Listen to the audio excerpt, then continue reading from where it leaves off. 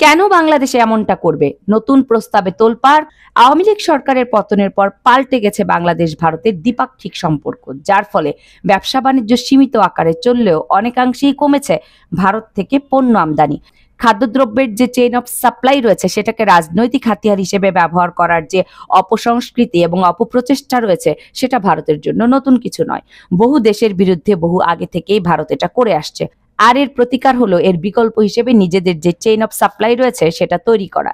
নিত্য প্রয়োজনীয় এমন কিছু গুরুত্বপূর্ণ পণ্য রয়েছে ভারত থেকে বাংলাদেশ আমদানি করে, শুধুমাত্র রাজনৈতিক কারণে তারা অঘোষিতভাবে সেটা বন্ধ করে দিয়েছে, নয়তো সে সরবরাহ ব্যবস্থা রয়েছে সেটা কমিয়ে দিয়েছে। তবে ভারতের এমন আচরণের প্রেক্ষাপটে বাংলাদেশ একটি যুগান্তকারী সিদ্ধান্ত নিয়েছে। বাংলাদেশ তার প্রয়োজনীয় পণ্য যেমন আলু, পেঁয়াজ এবং অন্যান্য জিনিস তৃতীয় বা চতুর্থ দেশ থেকে ক্রয়ের জন্য ভিন্ন একটি চেইন অফ সাপ্লাই তৈরি করেছে।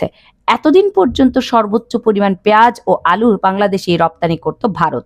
গত 2023-24 অর্থ বছরে 7,24,000 টন পেঁয়াজ রপ্তানি করে ভারত, যার মূল্য ছিল $14.5 কোটি।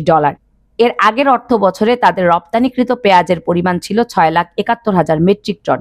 এবার পেঁয়াজ ও আলু কেনার জন্য ভারতের বিকল্প খোঁজা হচ্ছে। সরবরাহ নির্বিঘ্ন রাখতে এবং ভারতের উপর নির্ভরশীলতা কমাতে নানা প্রচেষ্টা চালানো হচ্ছে এবং এক্ষেত্রে বাংলাদেশ অগ্রগতিও করেছে। ভারতের বিকল্প হিসেবে পাকিস্তান থেকে 25,000 টন চিনি আমদানি করা হয়েছে এবং এর ধারাবাহিকতায় আলু এবং পেঁয়াজ আমদানির ক্ষেত্রেও ভারতের বিকল্প হিসেবে চীন, তুরস্ক, জার্মানি, মিশর এমনকি স্পেন থেকেও এগুলো আমদানি করার প্রক্রিয়া হাতে নেওয়া হয়েছে। নিশ্চয়ই এক্ষেত্রে বড় সাফল্য পাওয়া যাবে। এখন বিষয়টা হলো যে আলু, পেঁয়াজ, চিনি বা নিত্য প্রয়োজনীয় পণ্য পৃথিবীর বিভিন্ন দেশ উৎপাদন করে এবং কোন দেশ থেকে আপনি ক্রয় করে ব্যবহার করলেন সেটা বাংলাদেশের জাতীয় নিরাপত্তা সেখানে তেমন প্রভাব ফেলবে না। সত্যি বলতে চেইন অফ সাপ্লাই এর বিকল্প তৈরি করা যাবে। তবে বাংলাদেশের ভেতরে যে ইন্টেলিজেন্স সিস্টেম গড়ে উঠেছে, স্থানীয় নিরাপত্তা ব্যবস্থা এবং নিরাপত্তা বাহিনী, সেটার বিকল্প রাতারাতি আপনি তৈরি করতে পারবেন না, কারণ সেটার বিকল্প তৈরি করতে প্রচুর সময় লাগবে। কারণ এর জন্য ট্রেনিং থাকতে হবে এবং কাজের অভিজ্ঞতাও লাগবে। রাতারাতি আপনি চাইলেই পুরো ব্যবস্থাকে ভেঙে নতুন কিছু করতে পারবেন না। আর যদি এমনটা করতে চান তাহলে এই জিনিসটা বাংলাদেশের জন্য হবে আমরা আরো অনিরাপদ হয়ে যাব এবং ভারতের গোয়েন্দা সংস্থা বাংলাদেশের ভেতরে তাদের কার্যক্রম নির্বিঘ্নে করতে পারবে। আমাদের ক্যাপাবিলিটি বলতে শক্তিশালী কোনো কিছুই থাকবে না সেটা প্রতিরোধ করার। আর এটাই হলো বাস্তবতা। আর এই জিনিসটা প্রতিরোধ করার জন্য র্যাপিড অ্যাকশন ব্যাটালিয়ন বা র্যাব অন্যতম স্তম্ভ। আর এটা কিন্তু সে প্রমাণ করেছে। যদি আপনি গত 15 বছর তাদের কার্যক্রম দেখেন, রাজনৈতিক ক্ষেত্রে বিভিন্ন ইস্যুকে কেন্দ্র করে তাদের বিরুদ্ধে অভিযোগ রয়েছে, তবে বাস্তবে দমন ও দেশের নিরাপত্তা নিশ্চিত করার জন্য তাদের যে অবদান রয়েছে, ট্রেনিং ও ক্যাপাবিলিটি রয়েছে, সেটা অস্বীকার করার উপায় নেই।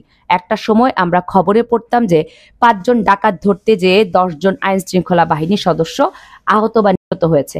আর এসব ঘটনার শিকার বেশিরভাগই হতেন পুলিশ সদস্যরা। এর পাশাপাশি গণমাধ্যমে এমনও খবর এসেছে যে সন্ত্রাসী হামলা প্রতিরোধ করতে গিয়ে পুলিশ সদস্যরা নিজেরাই পালিয়ে এসেছে। এমন সব খবর একটা সময় বিভিন্ন জাতীয় দৈনিকে হরহামেশাই আসতো। এর কারণ সে সময় পুলিশের সদস্যদের পর্যাপ্ত ট্রেনিং ও অস্ত্রই ছিল না। আর এই পরিস্থিতি রাতারাতি পাল্টে যায় 2004 সালের 14 এপ্রিল, যেদিন র্যাব তার কার্যক্রম শুরু করে সেদিন থেকে। তবে এখনকার প্রেক্ষাপট যদি চিন্তা করেন যে ঢাকা শহরে কোনো গোষ্ঠী আক্রমণ করেছে, তবে র্যাব একাই যথেষ্ট তাদের প্রতিরোধ করার জন্য। আর যদি আপনি র্যাব উঠিয়ে নেন তাহলে সেনাবাহিনী মোতায়েন ছাড়া আর কোনো অপশন থাকবে না। কারণ র্যাব বাংলাদেশের এলিট ফোর্স। এমন ফোর্স ভারত, আমেরিকা, যুক্তরাজ্য, ফ্রান্স সহ বিশ্বের বিভিন্ন দেশেই রয়েছে। মূলত এলিট ফোর্সের কাজ হলো সুসংগঠিত, বলা চলে নেক্সট লেভেলের সন্ত্রাসী যারা রয়েছে তাদের সরাসরি প্রতিরোধ ও প্রয়োজনে যুদ্ধও করে। তাদের সেই ট্রেনিং ও ক্যাপাবিলিটি দুটিই থাকে। এই ক্ষেত্রে র্যাপিড অ্যাকশনের বিকল্প বাংলাদেশে এখনো তৈরি হয়নি, এটাই হলো বাস্তবতা।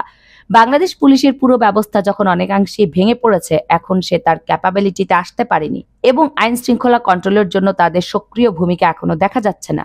এমন একটি গুরুত্বপূর্ণ প্রেক্ষাপটে বাংলাদেশের অন্যতম বড় রাজনৈতিক দল বিএনপির পক্ষ থেকে এই র্যাবকে বিলুপ্তি করার জন্য আনুষ্ঠানিকভাবে প্রস্তাব দেওয়া হয়েছে। র্যাপিড অ্যাকশন ব্যাটালিয়নে বর্তমানে যারাই রয়েছেন তারা কিন্তু চৌকস সেনাবাহিনীর সদস্য, নৌবাহিনীর সদস্য, নয়তো বিমান বাহিনীর সদস্য। পুলিশেরও কিছু সদস্য রয়েছে যারা কিন্তু চৌকস স্পেশাল ট্রেনিং দেয়া। গত 15-16 বছরে তাদের আমরা ট্রেন্ড করেছি। এখন এই ধরনের একটা ট্রেন্ড সংস্থাকে আনুষ্ঠানিকভাবে বিএনপির পক্ষ থেকে সুপারিশ করা হয়েছে যে বিলুপ্তি করা হোক, এটা বন্ধ করে দেয়া হোক, কার্যক্রম যাতে আর না চলে। পুলিশ সংস্কার এবং নতুন করে কমিশন গঠনে যে প্রস্তাব দেওয়া হয়েছিল সেখানে তারা এমনটা বলেছে। কোনো ধরনের রাগঢাক না রেখেই বিএনপির পক্ষ থেকে সংবাদ সম্মেলন করে তাদের যে মুখপাত্র রয়েছেন মেজর হাফিজ, তিনি তার বক্তব্যে বলেছেন যে অসংখ্য হত্যাকাণ্ডের সাথে এই র্যাব জড়িত, যার জন্য একে বিলুপ্ত করতে হবে এবং আমেরিকার নিষেধাজ্ঞাও রয়েছে। এর পরিবর্তে র্যাবের সকল দায় দায়িত্ব আর্মড পুলিশ ব্যাটালিয়নের কাছে থানার অধীনে হস্তান্তর করার জন্য তারা প্রস্তাব করেছে। আচ্ছা, র্যাপিড অ্যাকশনের কাজ পুলিশ দিয়ে হবে, এটা কি বিশ্বাসযোগ্য? বাংলাদেশের মানুষ কি এটা বিশ্বাস করে? কি হাস্যকর ব্যাপার না? যদি আমরা এই জায়গায় রাজনৈতিক হাতিয়ার হিসেবে ব্যবহার করার কথা বলি, যুগে যুগে সবচাইতে বেশি ব্যবহার করা হয়েছে বাংলাদেশ পুলিশকে এবং ভবিষ্যতেও ব্যবহার করা হবে, এর বিকল্প নেই। বড় বড় বাংলাদেশে যে দুর্ঘটনা ঘটেছে সেটার রহস্য উন্মোচন বা সেটার অপরাধীদের গ্রেপ্তারের ক্ষেত্রে এই র্যাব যে অর্জন, তার কতটুকু ধারে কাছে অন্যান্য আইন শৃঙ্খলা বাহিনী রয়েছে সেটাও বাংলাদেশের মানুষ জানে। 2004 সালের 26শে মার্চ র্যাপিড অ্যাকশন ব্যাটালিয়ন গঠন করেছিল তৎকালীন সরকার। এরপর বিচার বহির্ভূত হত্যাকাণ্ড, সেখান থেকেই কিন্তু অভিযোগটা শুরু। এরপরের সরকার বছরের পর বছর এটাকে নেক্সট লেভেলে নিয়ে গেছে। এখন রাজনৈতিক হাতিয়ার হিসেবে ব্যবহার করেছে রাজনৈতিক দুইটি দলই। প্রধান দুইটি দলের মধ্যেই অভিযোগ। এখন যদি র্যাপিড অ্যাকশন ব্যাটালিয়ন এই অভিযোগের শাস্তি পায়, সেই দুটি রাজনৈতিক দল কেন শাস্তি পাবে না? সেটাই হলো প্রশ্ন। গত প্রায় 15-16 বছর বা 20 বছরের যদি আমরা হিসেব দেখি, তাহলে ক্ষমতাসীন দলের যে সকল রাজনৈতিক নেতা রয়েছেন, তারা যারা অপরাধে জড়িয়েছেন, তাদের সব থেকে বেশি যারা গ্রেপ্তার করেছেন তারা হলেন র্যাপিড অ্যাকশন ব্যাটালিয়ন। মানে পুলিশ সে জায়গায় রাজনৈতিক দলের নেতাদের গ্রেপ্তার করেনি। এমনও নজির রয়েছে, র্যাব গ্রেপ্তার করে এফআইআর এর দায়ের করেছিল যে তার সঙ্গে কি কি পাওয়া গেছে ওই রাজনৈতিক নেতার বিরুদ্ধে এবং শাস্তির জন্য, কিন্তু তারা দৃষ্টান্ত একটা তৈরি করতে চেয়েছিল। তবে পুলিশ সেটার এফআইআর সম্পূর্ণ পাল্টে দিয়েছে। পুরান ঢাকার হাজী সেলিমের ছেলেকে গ্রেপ্তার করার ঘটনা নিশ্চয়ই আপনাদের মনে আছে। একজন নৌবাহিনীর সদস্যদের উপরে আঘাত করার কারণে তাকে গ্রেপ্তার করেছিল র্যাব। রাতারাতি কিন্তু পাল্টে দিয়েছিল পুলিশ সেটার এফআইআর। তিনি পরবর্তী সময়ে মুক্ত হয়ে যান। যে ব্যক্তি বারবার হুঙ্কার দিচ্ছেন যে ভারতের বিরুদ্ধে আমরা যুদ্ধ করব এবং যুদ্ধ করে কলকাতা দখল করে নিব, তারা যদি এইভাবে জাতীয় নিরাপত্তার বিষয়টা উপেক্ষা করে র্যাপিড অ্যাকশন ব্যাটালিয়নকে বিরক্ত করতে চায়, যেটা ভারতের জন্য একটা বড় সুবিধা, ভারতও এটা চায় যে র্যাপিড অ্যাকশন ব্যাটালিয়ন না থাকুক, এতে করে কিন্তু তাদের সুবিধা এবং বাংলাদেশের ভেতর বর্তমানে যারা চাঁদাবাজি করছে তাদের জন্য সুবিধা। কারণ পুলিশ তাদের বিরুদ্ধে কোনো কিছু করতে পারছে না, যতটুকু টুকটাক করছে তা র্যাপিড অ্যাকশন ব্যাটালিয়নই করছে। সুতরাং র্যাব না থাকলে তাদের চাঁদাবাজি করতে আরো বেশি সুবিধা হবে। সুতরাং এই র্যাবের বিলুপ্তি চাওয়াটাই স্বাভাবিক। তবে প্রশ্নটা হচ্ছে, বাংলাদেশের মানুষ কি চায়? যে র্যাবকে বিলুপ্ত করা হোক? যে কোনো ভালো জিনিস বা যুগান্তকারী জিনিসেরই কিছু কিছু খারাপ জিনিস থাকতে পারে। আমাদের সেল ফোনের কিছু খারাপ দিক রয়েছে, যদি খারাপ কাজে ব্যবহার করি তাহলে খারাপ দিক রয়েছে, ভালো কাজে ব্যবহার করলে ভালো দিক রয়েছে। র্যাপিড অ্যাকশন ব্যাটালিয়নের সংস্কার দরকার, তবে বিলুপ্তি দরকার নয়। গত 20 বছরে র্যাব আইন শৃঙ্খলা পরিস্থিতি নিয়ন্ত্রণ এবং জঙ্গিদের বিরুদ্ধে লড়াই করার জন্য পৃথিবীর বিভিন্ন আধুনিক দেশে ট্রেনিং নিয়েছে। তারা তাদের অবকাঠামো কিন্তু তাদের যে মূল ব্যাটালিয়নের কর্মকাণ্ড সেটাকে একটি সুসজ্জিত পর্যায়ে নিয়ে গেছে। এখন এটা ভেঙে দিলে পুলিশ আগামী 20 বছরেও সেটা তৈরি করতে পারবে কিনা সেটা নিয়েও সন্দেহ রয়েছে। এমন একটি জায়গা থেকে র্যাবের বিলুপ্তি চাওয়া আত্মঘাতীর মতো।